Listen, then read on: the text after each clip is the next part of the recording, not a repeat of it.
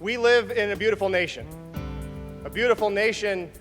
made up of immigrants, but a beautiful nation that we stand here every day, put our hands over our hearts, and we say liberty and justice for all in front of that flag.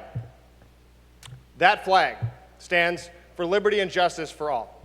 When it comes to the proceedings in this chamber, when it comes to the proceedings in city halls and county commission chambers across this state, that is where the justice of the people of the state of Michigan is held. It is in the courtrooms, it is in the rooms of government, and it is in the halls like these where decisions are made. When we say for all, we mean for all, don't we? We mean for everyone in the state, not just those that speak English. We mean for everyone. And everyone who is voting and everyone who is living in this state has the right to know what their government is up to. What their government is up to means that they get justice, means that they get liberty, means that they have freedom. What we're doing today is excluding.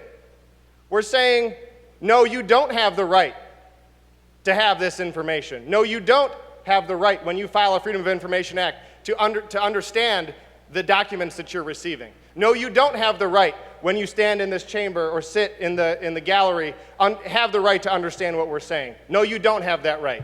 You don't have that right because you don't speak English.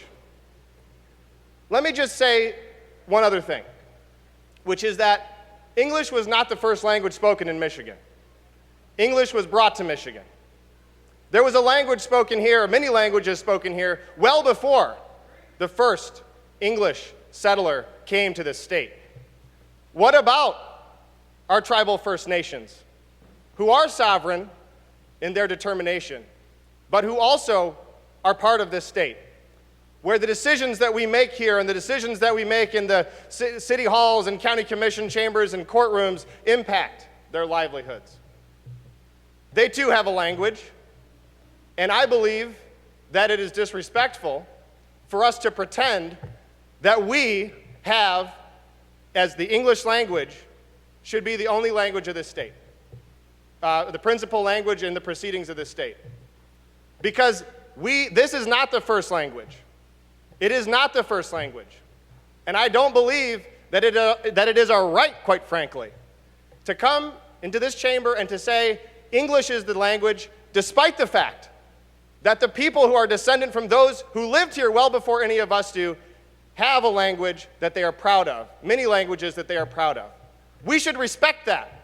We should respect the fact that we are only here on borrowed soil, that we are only here as members of this community today, that there are immigrants that will come in the future, and there are those that have come in the past, and there are those whose lands we have taken who speak different languages than us, who say things differently than we do, and they too have the right to live in this democracy and to understand in this democracy what it is that their government is doing, what it is that their representatives are saying, what it is that their representatives are writing, and what our city councils and county commissions are doing on a day-to-day basis. It is their right to know, and we are denying them that right. Sir, this is an injustice, and I hope that my colleagues will join me in defeating this unjust bill. Thank you, Mr. Speaker.